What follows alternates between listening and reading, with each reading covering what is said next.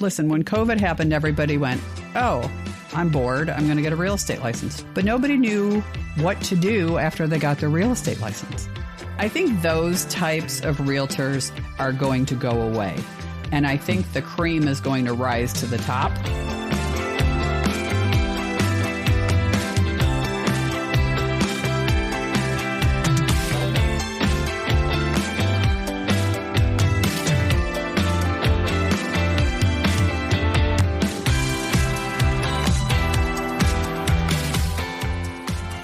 Everyone, and welcome to Life with a Sherry on Top. I am your host, Sherry Hagan, and today I am joined again by my husband, Kevin. Hello, handsome. What's up, beautiful? How are you? It's a Monday afternoon, and we're kind of late doing this, and we are so late. Rough day today, yeah. But I'm fine. Thank you for asking. Oh, you are so welcome. We are very late because once again I had a sinus infection. Like, it never went away the first time with the first round of antibiotics.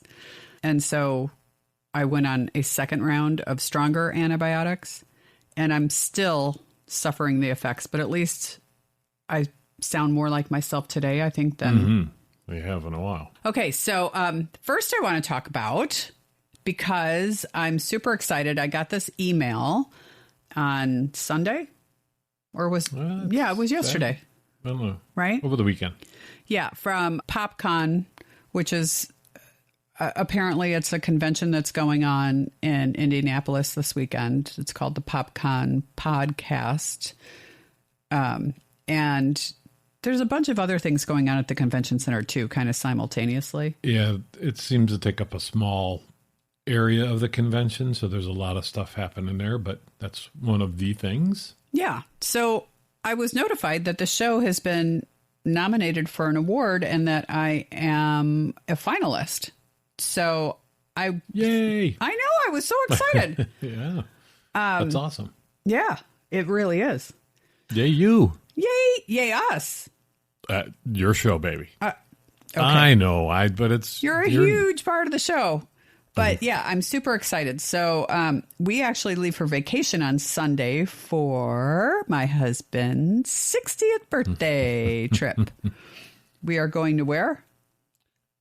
Punta Cana. Well, flying into Punta Cana. It's Capicana. That's what it's called. Yeah. I don't know why I can't remember that. We're going to stay at the Margaritaville there. Mm-hmm. So we're excited about that. So we leave on Sunday for his birthday trip. And I was just notified about this yesterday. And so it didn't give me a lot of time to plan a trip to Indianapolis, but thankfully the awards are Friday when we're still home. So we're going to drive down, spend the night in Indianapolis, and then drive home. So wish me luck, everybody. I'm super, super excited about it. I'm so, literally so excited about it. Gonna have to write a speech, a thank you note to all your fans, and I know the PopCon. Oh, you know what? I didn't even, I hadn't even thought about that, because all I can think about is it's going to be a 3-hour drive and I'm going to lose. Nice. What's that? Because it said if you weren't going to send a acceptance video. It did. Yeah. So you should probably just, I don't know how many people are there. I don't know if it's 5 people, 500. I don't knows, know. But I have no idea. All right. So anyway, I'm super excited about it. I don't care if there's 3 people there. I'm super excited about it. Listen, it'd be amazing to win. Yeah. So that's the first thing I wanted to talk about. And then the main topic of today's podcast is I want to talk about the changes in real estate, because it is all over the news, the lawsuit against NAR. And what's NAR for those who? Yeah, because I don't even think I know. National Association of Realtors. Yes. There's also individual companies that have been called out and that have settled. Mm-hmm. So Remax has settled. Coldwell Banker has settled. I don't know. There's a whole bunch. There's a laundry list of things. But I've had people ask me, specifically sellers, they're like, oh, so come July 1st, because according to the news, come July 1st, you'll never need a realtor again. which is just insane. So I do want to talk about it. Come July 1st, nothing's going to change. And that's what I tell my clients. The fact of the matter is, if you want your house to be shown, you're going to have to pay a buyer's agent to show your house. The only difference is that some idiot somewhere along the way said the words standard commission, and I'm using my air quotes, right? There's no such thing as a standard commission. However, there is such a thing as getting paid for the work that you do. And so... Can I interrupt you on that for a second? Yeah, please. So I know it's not a standard commission, but wasn't it just kind of a preset number that was out there all the time? Wasn't it always a certain X percent? I can tell you when I started in the business 12 years ago, 6% was the number always flying around. Right. Okay. That's not in a contract or anywhere No. else. That's always It's added written in. It's added in. Right. Yeah. You add it to the contract. So it had been negotiated on some deals by Always. some. Okay. Yeah. So I had never once said to a client, the standard commission is Right. because there's no such thing. What I Gotcha. say is, let's look at the MLS and see what people are paying the buyer's agents to show their house. Most everybody was paying 2.5% to buyer's agents, right? And I know the perception to the world is all you do is put a key in a door and walk away. And why should I have to pay you 2.5%? Okay, so let's first talk about that. There are some agents that do exactly that, and they certainly don't deserve 2.5%. However, here's what you get with a experienced agent, right? We're going to open the door. We're going to make sure nobody's stealing from your house, sellers. We're going to show your house. We're going to negotiate a contract. We're going to negotiate a price. We're going to show the buyer the comps in the area, the comparables in the area. My apologies. I'm using the lingo, and some people aren't going to know what that is. I apologize. We're going to advise you on home inspectors and attorneys and walk you through the steps on what you need to do next, and lenders, by the way, too. So we do a lot more than meets the eye. Okay. And then behind the scenes, which you don't know is, we are talking to the lender, making sure that you're pre-approved. And that does not mean pre-qualified. Those are two different things. And I'm not going to tell you the difference because I don't want you to know, because you're the audience and you're supposed to hire your realtor to know the difference. But aside from that, I mean, there's 1,000 things that go on behind the scene that people do not realize. And that's just on the buyer side. On the seller side. So I'm going to go back a second because people have a different, and I always did until you got into this industry and into the business. Right. People have a perception that 2.5% goes to your pocket. You want to? Oh, yeah. Can you, or do you want to talk about that? Yeah, I'm happy to. So it's a great question, and I'm actually glad that you brought that up. So regardless of the percentage, okay, you could ask for 1%, whatever. That percentage does not go straight to that particular realtor.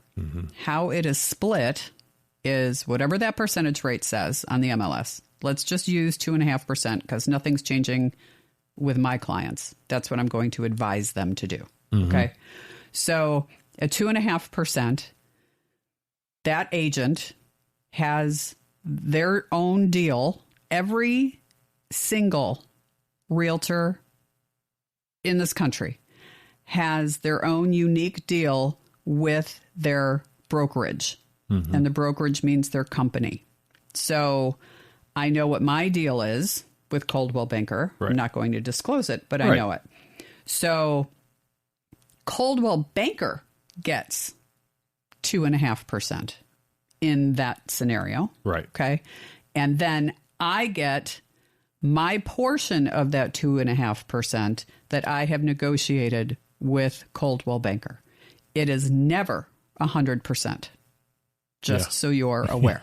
Thank you for asking that question because it's really important I that think people understand that. Right. I don't think anybody ever really talks about that. No, they don't. And then on the selling side of things, it's a lot more labor intensive to be a listing agent than it is to be a buyer's agent.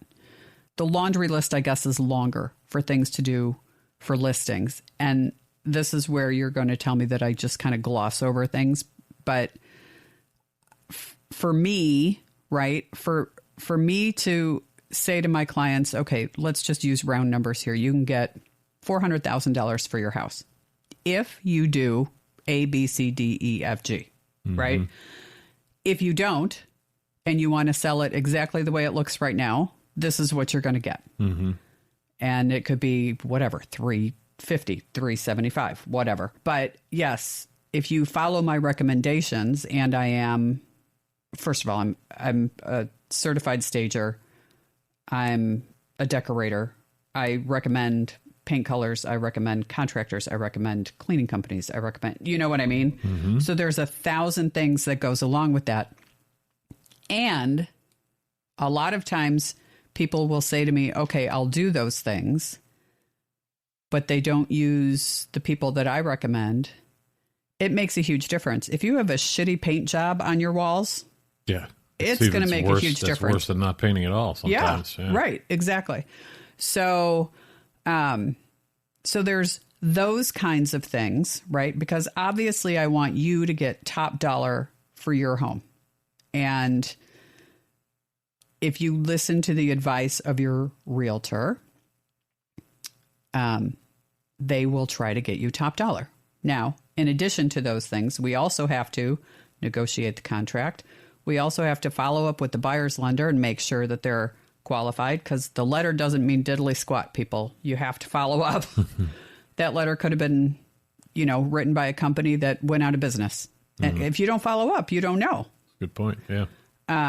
You have to make sure that they've pulled their credit, that they've already done the homework, that they've, they didn't just send out a letter that says, oh yeah, they're fine. They said they made $300,000 a year, but then they never followed up. And I'm telling you, this happens all the time. So it's really, really important. And then walking people through the entire process is just, it's huge. Buyers and sellers, they need to know what to expect on every turn. It's a 45 to 60 day process, typically right now, because it's a seller's market and there's more sellers than there's more buyers than there are sellers. And so everything's going in a matter of hours or days, right? So 45 to 60 days. And it's the biggest purchase anybody's probably ever going to make. Yeah. And if you aren't comfortable, right, with the person that you've hired, and it's so important, you guys, because you need to know, you need to understand the contract. I walk every single client through every paragraph of the contract that they're signing because I want them to understand what they're signing. If somebody throws something at you and says, here, sign this, and you're dumb enough to do it, then, you get what you pay for. And that, what I learned a long time ago, one of the best things I think my mother ever said to me was, don't cheap out on the expensive stuff, right? The cars, the houses, whatever, because those are the things you're immediately going to regret if you cheap out on things. And I've always kind of followed that's, and it's the same way when people say, oh, do you have a cheap electrician? I'm like, no, but I have an electrician, because they deserve to get paid what their value is. I don't understand why people think realtors don't fall under that same category. Somehow we've become the used car salesman of real estate. And I know That's a slam on used car salesmen, and I don't mean it to be, but that's, how people always refer to. Right. Well, because there are some out there that people don't pull their weight. Right. And unfortunately, there may be more than the people that do, which is maybe why this occurred in the first place. But well, that's exactly right. Like I know when you go to list a house for a seller, you're hiring usually a professional photographer, and that's a huge difference too. When someone actually does, I think you can see some of these things, and on the MLS, yeah, right. The people are just it's on their iPhone or worse, and it's pretty obvious when you look at it, going, "Wow, that's a blurry picture. It's a terrible picture. I can't tell anything. The toilet lid is up. It drives me freaking crazy. Just the little details. Yeah. Make a big difference. It makes a huge difference. Yeah. And I just want to correct something because you said I almost always use a professional photographer. I always use do. I didn't mean, I always use a professional photographer. Yeah. Just for the record. So nothing changed from the seller side. Nothing's going to change on either side as far as I'm concerned. Here's what's going to change in the industry, in my opinion. Yeah. I think all the people that have listen, when COVID happened, everybody went, "Oh, I'm bored. I'm going to get a real estate license." True. This happened. It was like a boom, and everybody in the world got their real estate license, but nobody knew what to do after they got their real estate license. And it was COVID. So they didn't have anybody to learn from. Yeah. Right. So I think all those, there's all those, I call them fly by night companies that have popped up, and they don't accept earnest money because they're not a real company. They don't want to take any responsibility for for the work that they're doing, right? I think those types of realtors and brokerages are going to go away. And I think the cream is going to rise to the top, and those people will forever be there. And I'm including myself at the top of that. I'm very proud to say that I'm almost always, not always, but I'm almost always top 20% of my office. Huge office. So, anyway, so yeah, I really did want to talk about that because it's coming up. It's in the news. The news skews everything. And by the way, the attorney this is my favorite part of the whole story. The attorney that started this entire thing is in St. Louis, right? And after the lawsuit happened with NAR, the lawsuit was won by the plaintiffs. The attorney came out and was talking to all the reporters about, how this is going to change the industry, and this is, no such thing as standard commission anymore, and yada, yada, yada. However, when he was asked what percentage he was taking of the deal, his answer was standard commission. Percent. Yeah. My standard commission is 45% or whatever the hell it was. So let's start suing attorneys for having standard commissions. He said it.